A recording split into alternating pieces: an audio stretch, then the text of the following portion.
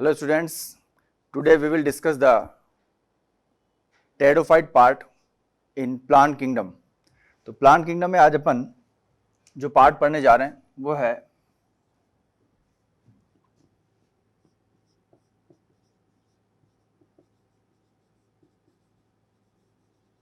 Pteridophyta. इसमें ये जो वर्ड है, इसमें टेरिस शब्द का मतलब है फेदर और फाइटोन शब्द का मतलब है या फाइटा शब्द का मतलब है प्लांट यानी फेदरी प्लांट। टेरिडोफाइट टर्म एक साइंटिस्ट थे हीकल, उन्होंने सबसे पहले प्रपोज की थी। Haeckel propose the term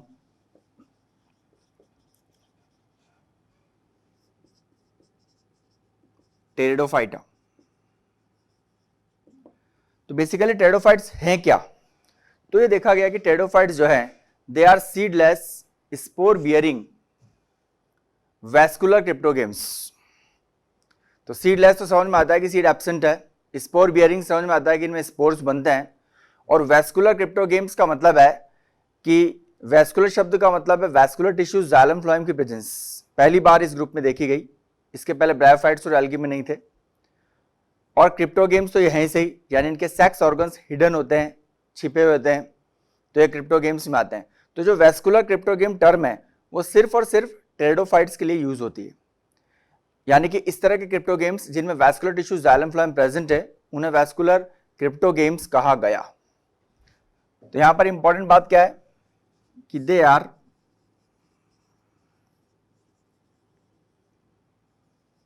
seedless spore bearing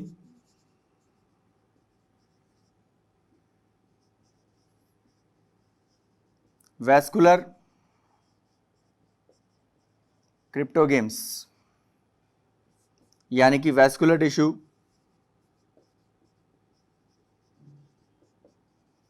xylem and phloem present. तो ये फर्स्ट टाइम देखने को मिला कि इनमें जाइलम फ्लोएम दोनों प्रेजेंट है। इसके अलावा भी बात कर सकते हैं हम टेरिडोफाइट्स के बारे में कि यहां पर ये देखा गया कि इनको बॉटनिकल स्नैक्स भी कहते हैं, botanical snacks of plant kingdom, क्योंकि ये एक्चुअल में ट्रू लैंड प्लांट्स हैं। ब्रायोफाइट्स तो वैसे भी लैंड प्लांट्स हैं, लेकिन उनको भी वाटर चाहिए था फर्टिलाइजेशन के लिए और इनको भी वाटर चाहिए फर्टिलाइजेशन के लिए, तो इनको बॉटनिकल स्नैक्स भी कहा गया कुछ साइंटिस्टों के द्वारा। यहां पर मैं इसके कुछ जनरल कैरेक्टर्स की बात करूंगा। अब सबसे पहले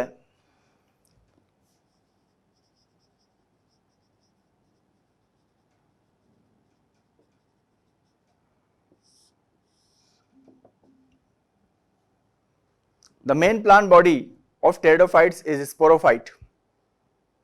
जो टेरिडोफाइट की मेन प्लांट बॉडी है वो स्पोरोफाइट है, जो कि डिप्लॉयड है, और इसमें ट्रू रूट, ट्रू स्टेम और ट्रू लीव्स प्रेजेंट होती है। सबसे पहली बार हम ये शब्द यूज कर रहे हैं, इसके पहले हमने ब्रायोफाइट्स में ऐसा नहीं यूज किया था। तो यहां पर हम ये बात कह सकते हैं कि मेन प्लांट बॉडी स्पोरोफाइट है, जिसमें ट्रू रूट्स, ट्रू स्टेम और ट्रू लीव्स प्रेजेंट है। तो फर्स्ट फीचर इसका आ गया character,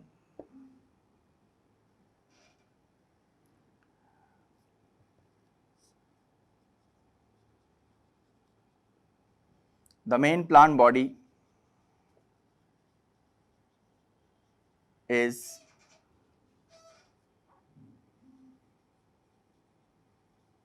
sporophyte that consists of true roots, true stem and true leaves।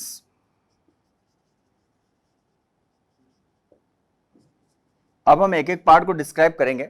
जैसे कि यहां पर बात चल रही है रूट्स की, तो प्राइमरी रूट जो है वो शॉर्टलाइड होती है और वो थोड़े समय में खत्म हो जाती है, उसकी जगह पर एडवेंशियस रूट्स निकलती है स्टेम से। तो बेसिकली हम कह सकते हैं कि primary root is short lived and after some time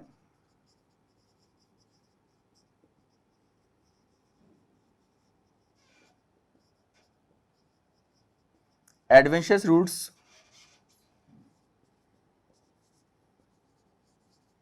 originate from stem। तो बेसिकली इसकी रूट के बारे में बात हुई। स्टेम के बारे में बात कर सकते हैं कि या तो अंडरग्राउंड स्टेम है या फिर जो है एरियल स्टेम है। अंडरग्राउंड राइजोम हो सकता है या एरियल स्टेम हो सकता है, लेकिन मोस्टली ये प्लांट हर्बेशियस होते हैं। कुछ एक ट्री लायक होते हैं जैसे साइथिया एल्सोफिला, बाकी मोस्टली तो ये हर्बेशियस प्लांट्स हैं। और स्टेम के अंदर और रूट्स के अंदर हम बात कर रहे हैं कि इनमें vascular tissue xylem phloem present है, लेकिन सेकेंडरी ग्रोथ एब्सेंट होता है। तो यहां पर स्टेम की बात करें तो स्टेम जो है इज अंडरग्राउंड राइजोम और aerial stem.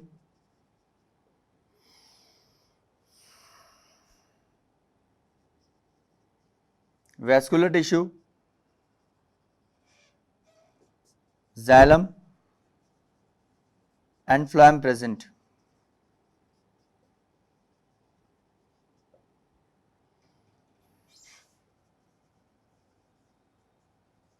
Secondary growth usually absent.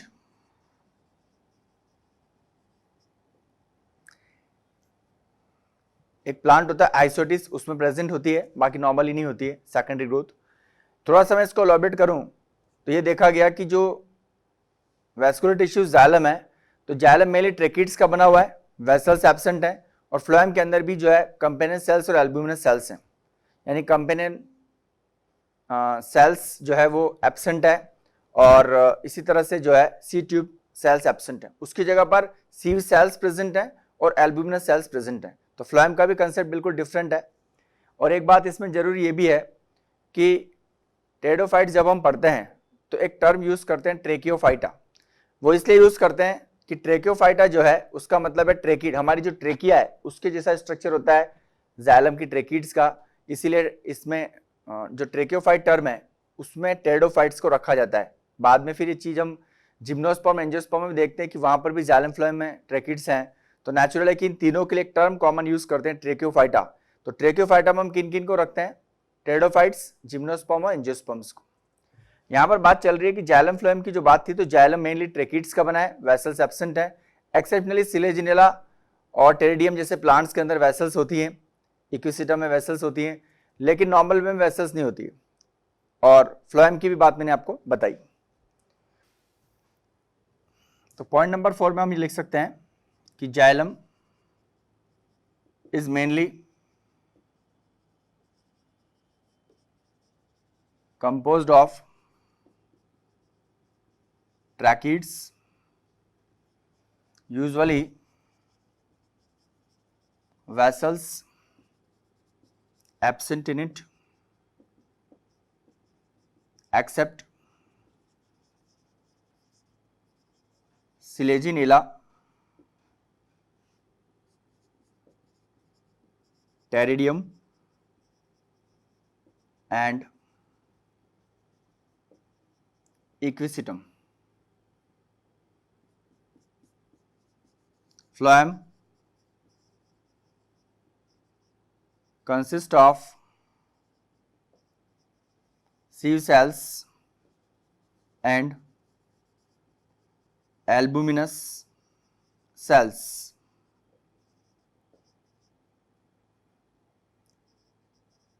Seed tubes and companion cells absent. तो यहां पर मैंने रूट और स्टेम दोनों की बात आपको डिटेल में बताई। इसके बाद अपन लीव्स की बात करते हैं। टेरिडोफाइट्स में दो तरह की लीव्स होती है, मैक्रोफिल्स और मेगाफिल्स। मैक्रोफिल्स जो लीव्स होती है वो छोटी लीव्स होती है, सिलेजिनेला वगैरह मिलती है, और मेगाफिल्स बड़ी लीव्स होती है जो कि फंड्स में मिलती है। एक क्राइटेरिया तो यह है। दूसरा क्राइटेरिया है कि जिन लीव्स के थ्रू फोटोसिंथेसिस होता है जो लीव्स फोटोसिंथेसिस को प्रोसीड करती है उनको ट्रोपोफिल्स कहते हैं, और जो लीव्स स्पोरेंजिया को बियर करती है उन्हें स्पोरोफिल कहते हैं। तो यहां पर दोनों तरह की लीव्स का दो अलग तरह से क्लासिफिकेशन है, और स्पोरेंजिया बियरिंग जो लीव्स होती है उनको स्पोरोफिल कहा गया। और कुछ प्लांट्स में ये स्पोरोफिल मिलकर कोन या स्ट्रोबिलस बनाती है, जैसे कि सिलेजिनेला और इक्विसिटम। लीव्स कितने टाइप की होती है? या तो मैक्रोफिल्स होती है, छोटी लीव्स है तो मैक्रोफिल्स, एग्जाम्पल सिलेजिनेला। और मेगाफिल्स, नाम से अर्थ निकल रहा लार्ज लीव्स है, एग्जाम्पल फर्न्स जैसे कि टेरिस, टेरिडियम, ड्रैप्टेरिस वगैरह, आगे नाम भी आएंगे दोबारा से। एक करेक्टर लीफ में फिर अपन ले रहे हैं कि लीव्स आर फोटोसिंथेटिक यानी कि tropophylls,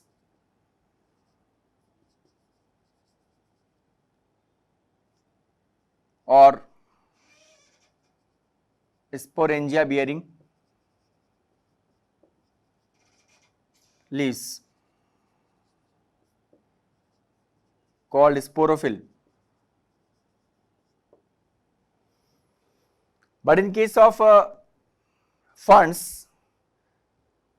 the leaves perform dual functions, यानी कि फोटोसिंथेसिस भी वही लीफ कर रही है और स्पोरेंजिया भी उसी में प्रेजेंट है। तो फर्न्स के अंदर जो लीव्स होती है वो फोटोसिंथेसिस भी करती हैं और वो स्पोरेंजिया को बियर भी करती है ना। इन सम प्लांट्स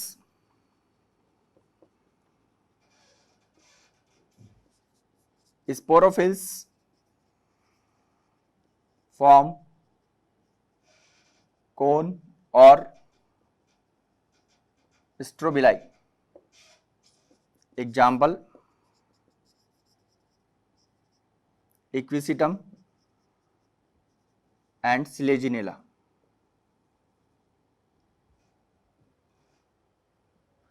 तो ये इसका करेक्टर जो था लीफ का वो आपने देखा कि कितना इसमें स्पेसिफिकेशन लीफ के अंदर देखने को मिलता है। और अब हम बात करते हैं इसके रिप्रोडक्टिव पार्ट के बारे में। यानी हमने कहा कि sporangia bearing leaves are called sporophyll, और उन स्पोरेंजिया के अंदर पहली बात तो हम कहेंगे कि स्पोरेंजिया ग्रुप में मिलते हैं और उस ग्रुप को बोलते हैं सोरस। एक ग्रुप को बोलते हैं सोरस और बहुत सारे ग्रुप्स हैं तो उसको बोलेंगे सोराई। तो ग्रुप ऑफ स्पोरेंजिया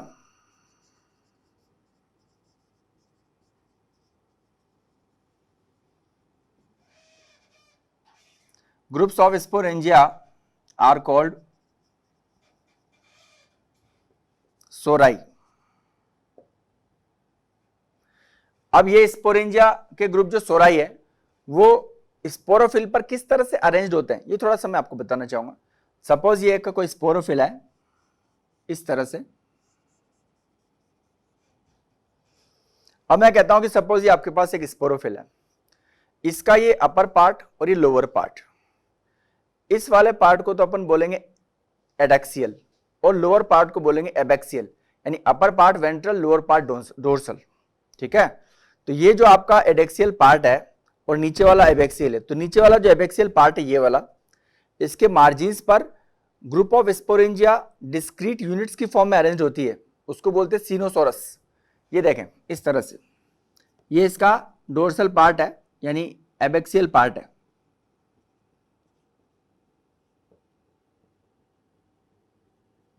तो यहां पर दोनों मार्जिन्स पर स्पोरेंजिया के ग्रुप्स मिलते हैं जिनको हम टेक्निकली सोराई बोलते हैं। तो ये इसका डायग्राम है।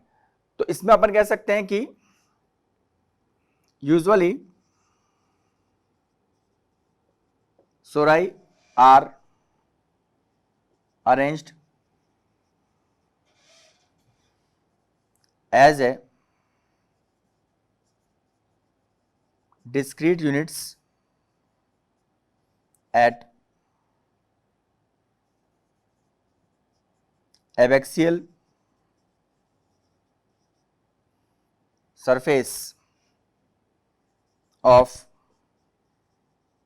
स्पोरोफिल।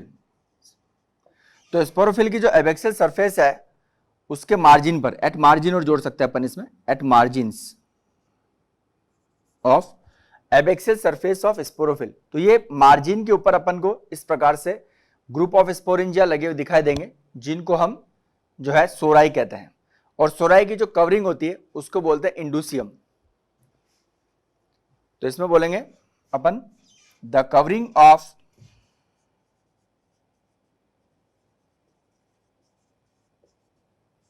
सोराई is called indusium. आगे जो हम नेक्स्ट पार्ट इसमें पढ़ रहे हैं कि जो स्पोरेंजिया है उनके अंदर स्पोर मदर सेल्स हैं और हर एक स्पोर मदर सेल डिप्लॉयड है और उसमें स्पोरिक मियोसिस से 4 हैप्लॉइड स्पोर्स का टेट्राड बनता है। तो यहां पर इंपॉर्टेंट बात क्या है कि स्पोर मदर सेल जो है वो डिप्लॉयड है और उसमें स्पोरिक मियोसिस होने से 4 हैप्लॉइड स्पोर्स बन रहे हैं टेट्राड की फॉर्म में।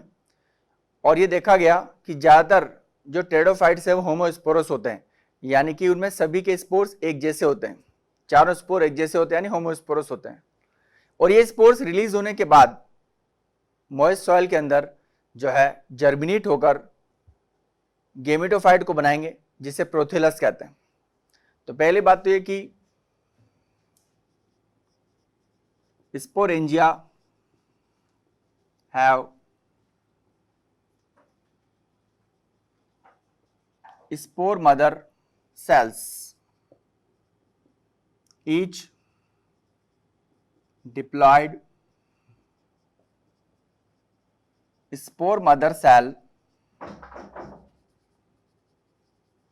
undergoes sporic meiosis and forms 4 haploid spores as a tetrad.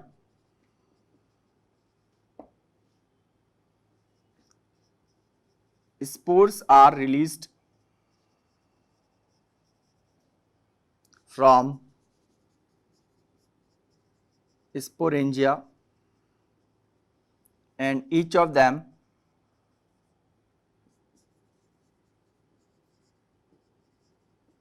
gives rise to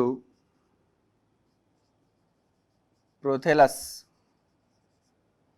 और गेमिटोफाइट।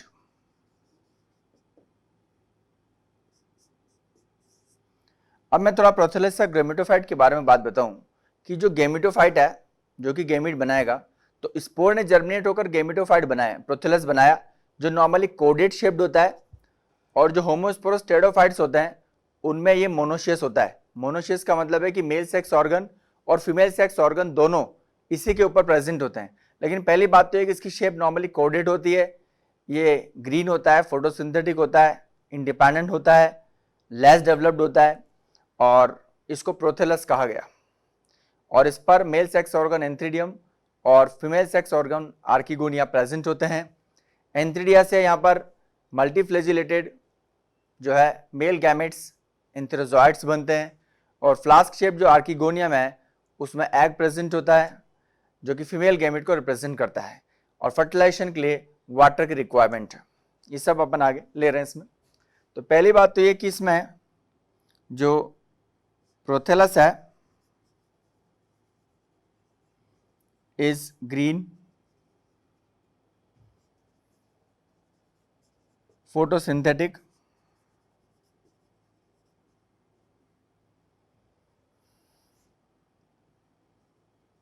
independent,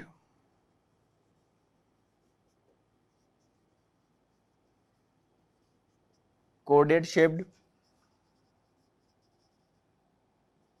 reduced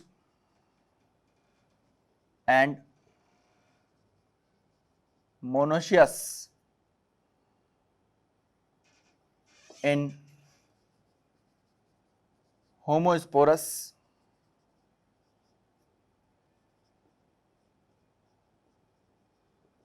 pteridophytes.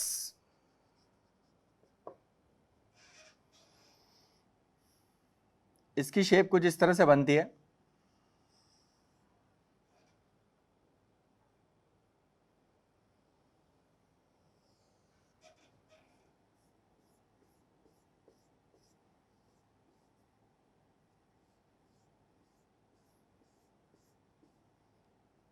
यहां पर इसमें जो एपिकल नॉच होती है, यहां पर तो इसमें आर्किगोनिया होती है, ये एपिकल नॉच है, या एपिकल ग्रू कह सकते हो इसको, ग्रू लिख लें भले, एक ही बात। यहां पर तो होती है आर्किगोनियम, और लोअर पार्ट्स में ये राइजोइड्स हैं, जिनके बीच में इस प्रकार से इसमें एंथ्रीडिया लगे होते हैं,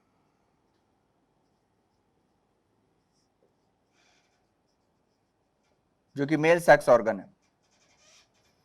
तो डायग्राम से हम देख सकते हैं कि बाइसेक्सुअल यानी कि मोनोशियस है, और इसमें खास बात क्या है कि आर्किगोनियम एपिकल ग्रू या एपिकल नोच के पास में दोनों तरफ लगी हुई है, और एंथ्रीडिया जो है नीचे राइजोइड्स के बीच में लगे हुए हैं, और एक कोर्डेट शेप्ड होता है।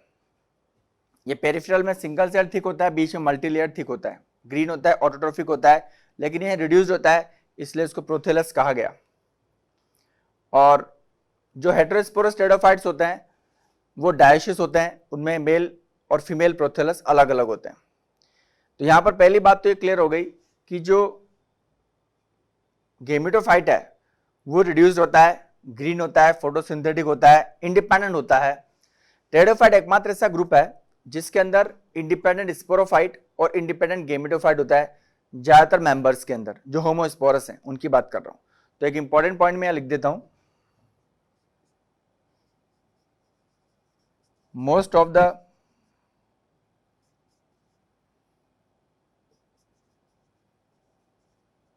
pteridophytes have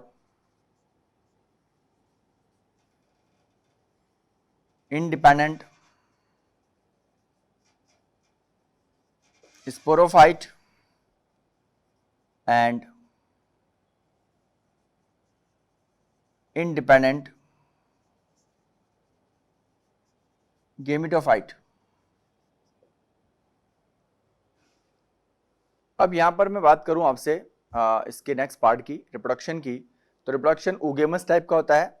male sex organ antheridium, जैसे मैंने बताया कि एंथ्रीडिया है वो बाइफ्लेजिलेट, तो पर्टिकुलर सिलेजिला में ही जो है मेल गैमिट्स होते हैं एंथ्रोजॉइड्स, बाकी सभी टेरिडोफाइट्स में मल्टीफ्लेजिलेटेड एंथ्रोजॉइड्स प्रेजेंट होते हैं, और वो रिलीज होने के बाद आसपास वाटर की थिन फिल्म जो है उसमें स्विम करते रहते हैं।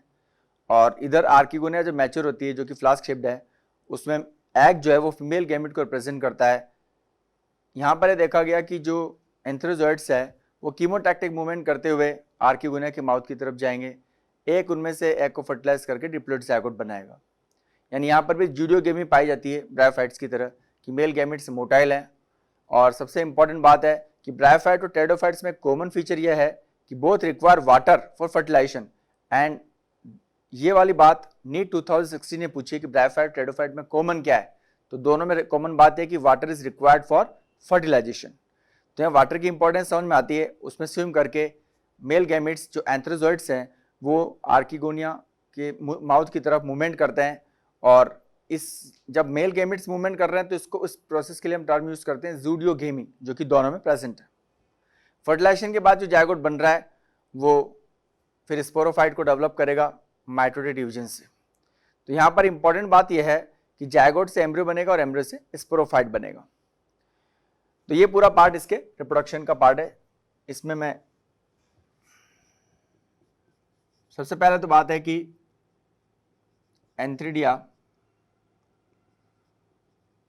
फॉर्म्स मल्टी फ्लैजिलेटेड एंथ्रोजॉइड्स, जो कि मेल गैमेट्स हैं,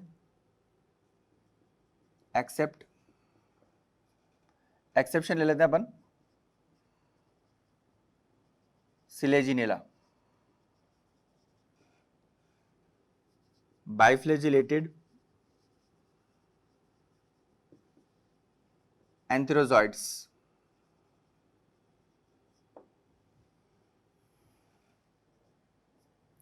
that swim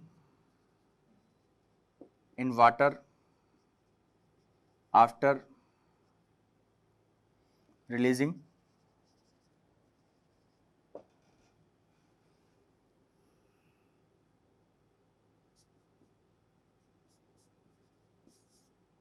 water is required for fertilization as bryophytes. तो ये दोनों का कॉमन फीचर है जिसको नीट 2016 ने पूछा है।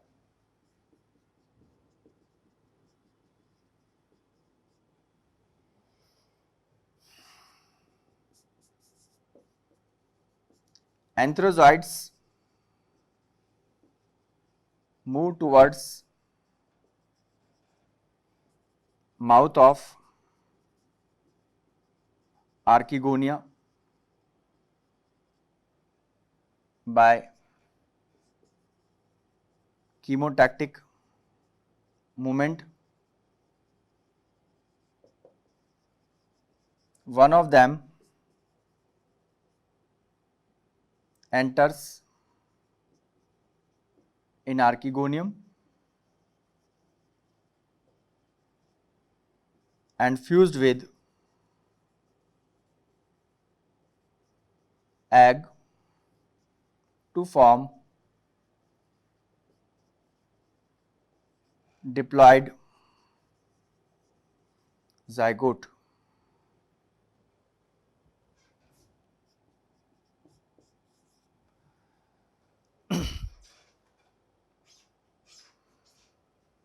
Zygote develops into embryo that forms sporophyte.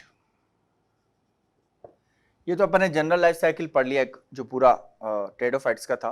अब इसमें जो स्पेशल फीचर है वो है हेटेरोस्पोरी और प्रिकर्सर ऑफ सीड हैबिट। ये दो पॉइंट्स हैं जिसको एनसीईआरटी ने काफी ज्यादा हाईलाइट किया है और इन दोनों को मैं अलग से डिस्क्राइब करूं इसके फीचर्स में कि कुछ टेरिडोफाइट्स होते हैं वो हेटेरोस्पोरस होते हैं। हेटेरोस्पोरस का मतलब है कि इनमें दो तरह के स्पोर्स बनते हैं, माइक्रोस्पोर और मेगास्पोर। माइक्रोस्पोर बनाने वाली जो स्पोरेंजिया है उसको बोलते हैं माइक्रोस्पोरेंजिया और मेगास्पोर बनाने वाली जो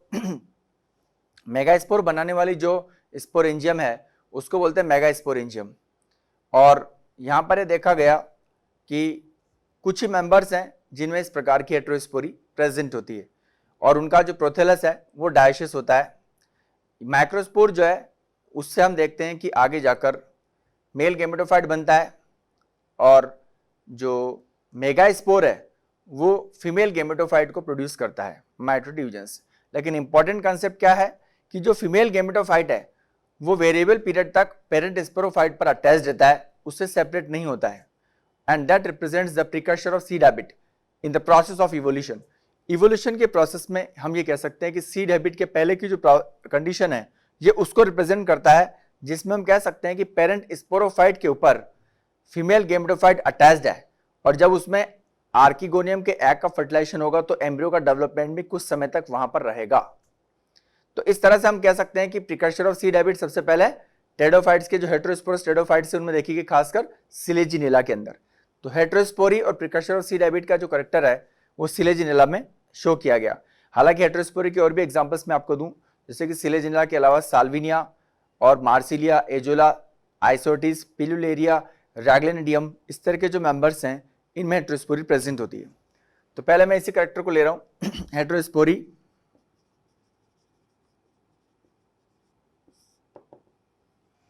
it is found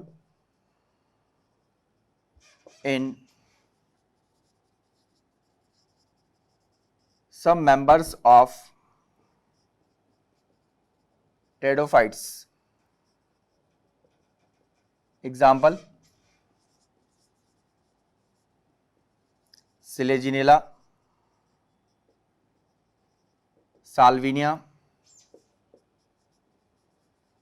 एजुला, Marsilea,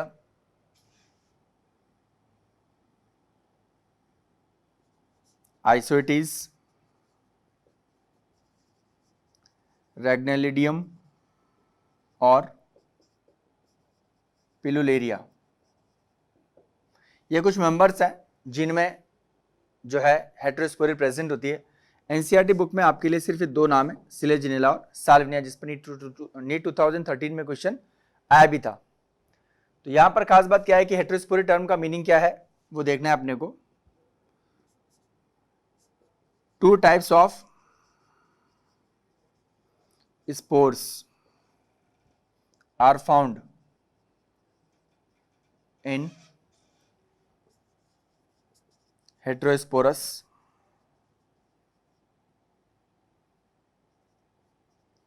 pteridophytes.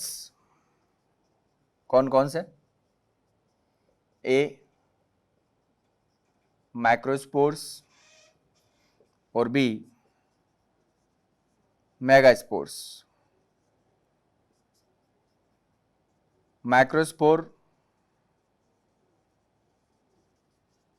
develops into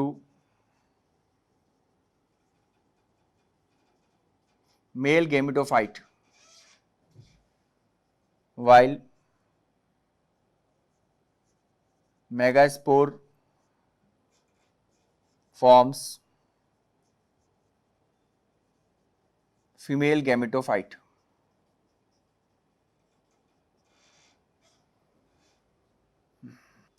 Now the next thing is that the most important thing, precursor of seed habit के बारे में थोड़ा सा एक बार बता दूं कि हमने कहा कि जो फीमेल गैमेटोफाइट है जो कि मेगास्पोर से बना है वो वेरिएबल पीरियड तक जो है किसके ऊपर रिटेन रहता है? पेरेंट स्पोरोफाइट पर। और पेरेंट स्पोरोफाइट पर वेरिएबल पीरियड तक वो अटैच्ड रहता है। इसको माना गया प्रिकर्सर ऑफ सीड हैबिट। बाद में जब उसकी आर्किगोनिया का एग फर्टिलाइज हो जाता है उसके बाद भी एम्ब्रियोनिक डेवलपमेंट भी कुछ हद तक उसमें होता है। तो ये पूरी चीज जो है इवोल्यूशन के प्रोसेस में मानी गई कि ये सीड बनने की शुरुआत है जो कि सिलेजिनेला में देखी गई। हालांकि अभी सीड नहीं बना लेकिन सीड बनने का जो प्रोसेस है वो यहां से शुरू हुआ, इसलिए इसको बोलते हैं precursor of seed habit and it is an important step in the process of evolution. तो इवोल्यूशन के प्रोसेस में इसको एक इंपॉर्टेंट स्टेप माना गया।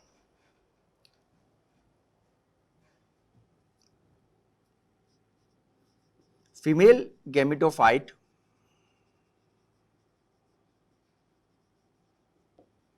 is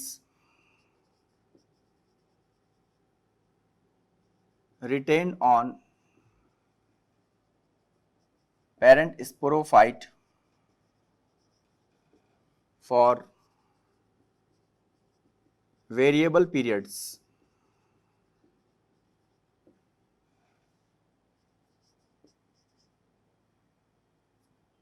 It represents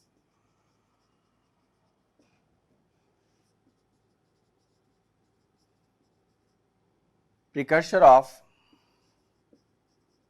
seed habit and important step in the process of evolution. Example, Selaginella. तो इन दोनों के ऊपर क्वेश्चन आने की पॉसिबिलिटी रहती है। जैसे कि हमने कहा कि एक तो हेटेरोस्पोरस जो टेरिडोफाइट्स है वो कौन कौन से हैं, तो उनमें 2 नाम आपको एनसीईआरटी के अकॉर्डिंग याद रखने, सिलेजिनेला और साल्विनिया। और दूसरा जो स्टेप है वो है प्रिकर्सर ऑफ सीड हैबिट, यानी कि जो हेटेरोस्पोरस टेरिडोफाइट्स हैं उनमें देखा गया कि जो फीमेल गैमेटोफाइट है वो वेरिएबल पीरियड तक पेरेंट स्पोरोफाइट पर रिटेन रहता है, यानी वो इंडिपेंडेंट नहीं होता है। और इसके बाद फर्टिलाइजेशन के बाद भी कुछ हद तक एम्ब्रियोनिक डेवलपमेंट भी जो है वो पेरेंट स्पोरोफाइट के ऊपर ही देखने को मिलता है इस फीमेल गैमेटोफाइट में। इसीलिए जो है हम कह सकते हैं कि सीड बनने की शुरुआत यहां से हुई। ये एक इंपॉर्टेंट स्टेप माना गया। इसके अलावा कुछ छोटे मोटे फीचर्स हैं, जैसे कि टेरिडोफाइट्स जो है उनमें भी लाइफ साइकिल हैप्लोडिप्लॉन्टिक है। अकॉर्डिंग टू एनसीईआरटी हैप्लोडिप्लॉन्टिक लिखा गया, हालांकि यहाँ पर डिप्लॉयड जो स्पोरोफिटिक जनरेशन है और जो हैप्लॉयड गैमेटोफिटिक जनरेशन है वो अल्टरनेटली लाइफ साइकिल में अपीयर होती है, तो इसको लिखा गया haplodiplontic.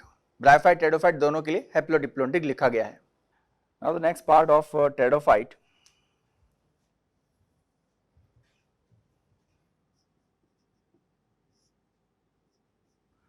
Pteridophyte classified into 4 classes: Salopsida, Lacopsida, Sphenopsida and Pteropsida.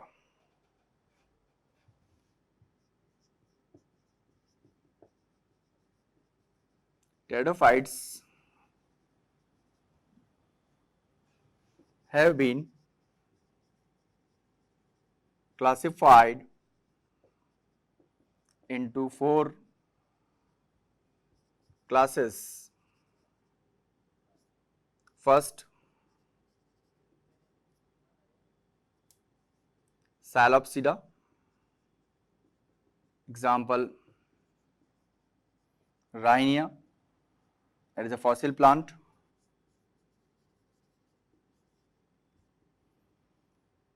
And Xylotum. Xylotum is considered as living fossil.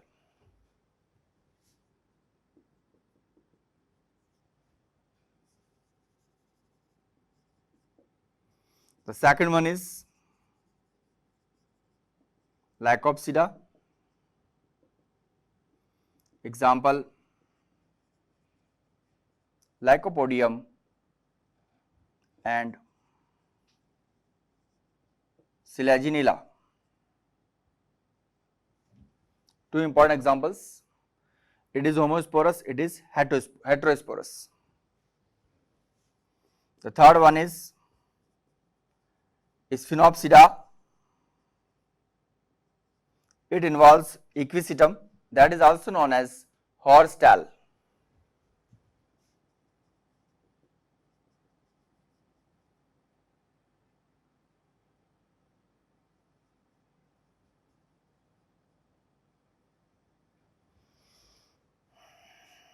It is also known as horse-tail. It is look like the tail of horse, therefore it is called horse-tail. It is also homosporous. And the last one is Pteropsida. It involves ferns and they are very important plants at this time. So it involves ferns like Drypteris, Pteris, Pteridium. All these are ferns. I also discussed some important points of pteridophytes. For example, walking fern,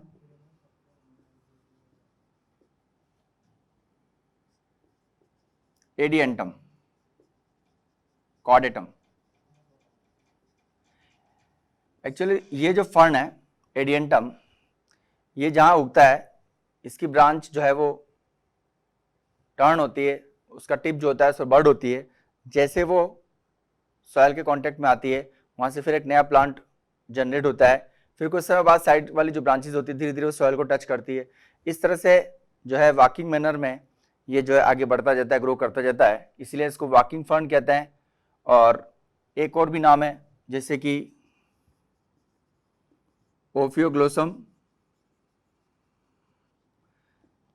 इसमें plants की अगर बात करें तो maximum chromosomes इसी के अंदर होते हैं जिनका नंबर है 2n = 1262। तो मैक्सिमम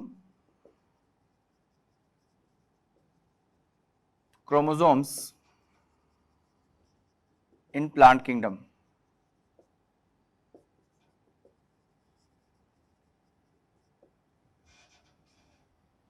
इसके अलावा जो फर्न्स होते हैं उनकी लीव्स शुरू में जो है एक पर्टिकुलर टाइप से अरेंज होती है जिसको बोलते हैं सिरसिनेटेक्सिस। बाद में फिर वो अनकॉइल्ड हो जाती है और उस पर लीफलेट्स डेवलप हो जाते हैं। तो यहां पर वो डायग्राम में बताऊं आपको कि वो किस तरह से सिरसिनेट टिक्सिस दिखाई देता है।